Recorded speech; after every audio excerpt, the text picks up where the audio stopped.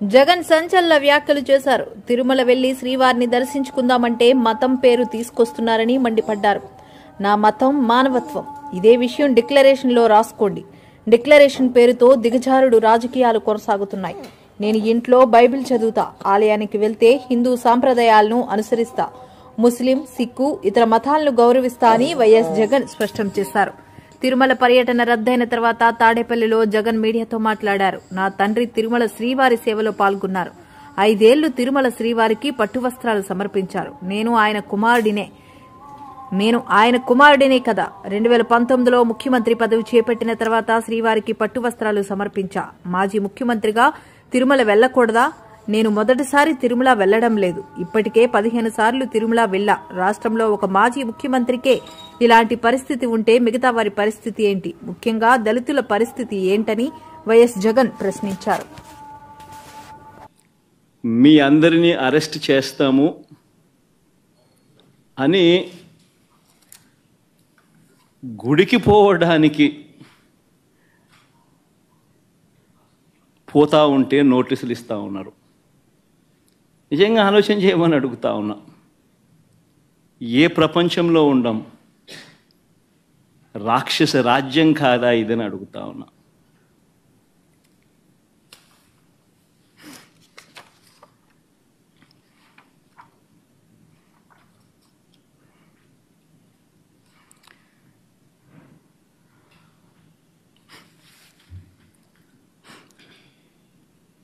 ఒకవైపునేమో నన్ను ఇలా వెళ్ళనివ్వకుండా, ఒకవైపున వైఎస్ఆర్సీపీ శ్రేణులెవరూ కూడా వెళ్ళనివ్వకుండా ఈ మాదిరిగా నోటీసులు ఒకవైపున ఇస్తూ, మరోవైపున టీవీలలో చూస్తే ఆశ్చర్యకరమైన విషయాలు. చుట్టుపక్కల రాష్ట్రాల నుంచి కూడా బీజేపీ వాళ్ళని తప్పిస్తున్నారు. మరి బీజేపీ పై వాళ్ళకు తెలుసో తెలీదో నాకైతే తెలియదు, కానీ చుట్టుపక్కల వాళ్ళ దగ్గర నుంచి కూడా బీజేపీ వాళ్ళని కూడా అక్కడికి రప్పిస్తున్నారు. కొన్ని వేల మంది పోలీసులు అక్కడ మోహరించినట్టుగా చూపిస్తూ ఉన్నారు. నేను అడుగుతా ఉన్నా, ఎందుకు ఇంతగా టాపిక్ డైవర్ట్ చేయడానికి కోసం ఎందుకు ప్రయత్నం చేస్తూ ఉన్నారు? ఎందుకు ఇలా టాపిక్ డైవర్ట్ చేయడం కోసం ఎందుకు ఇంత ఆరాట పడతా ఉన్నారు?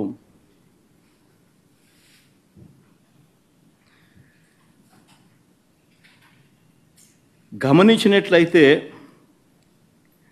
తిరుపతి లడ్డూల విషయంలో తాను చెప్పినవన్నీ, చంద్రబాబు చెప్పినవన్నీ అబద్ధాలు అని ఒక్కొక్కటిగా రుజువవుతూ కనిపిస్తూ ఉన్నాయి.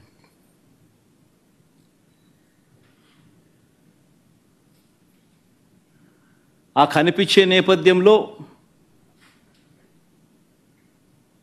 100 రోజుల పాలన మీద టాపిక్ డైవర్ట్ చేస్తూ లడ్డూల టాపిక్ తీసుకొచ్చాడు. ఆ లడ్డూల టాపిక్లో చంద్రబాబు నాయుడు అడ్డగోలుగా తప్పు చేసి గుడి పవిత్రతను దెబ్బతీస్తూ అడ్డగోలుగా దొరికిపోయేసరికి మళ్ళీ ఈ టాపిక్ను డైవర్ట్ చేసేందుకు, లడ్డూల టాపిక్ను డైవర్ట్ చేసేందుకు కొత్తగా ఇప్పుడు డిక్లరేషన్ టాపిక్ తీసుకొచ్చి మళ్ళీ అది ఇంకొక రాజకీయం చేస్తూ ఉన్నారు. ఒకసారి గమనించినట్టయితే తిరుమల పవిత్రతను, స్వామివారి ప్రసాదం విశిష్టతను, తిరుమల పవిత్రతను, స్వామివారి ప్రసాదము విశిష్టతను, తిరుపతి దేవస్థానం పేరు ప్రఖ్యాతలను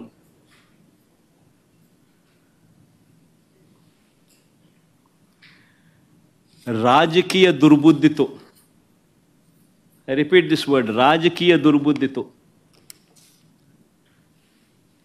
జంతువుల కొవ్వుతో లడ్లు తయారీ అయినట్టుగా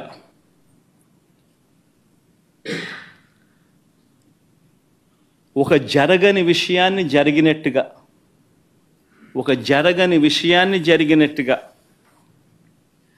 ఆ కల్తీ ప్రసాదాన్ని భక్తులు తిన్నట్టుగా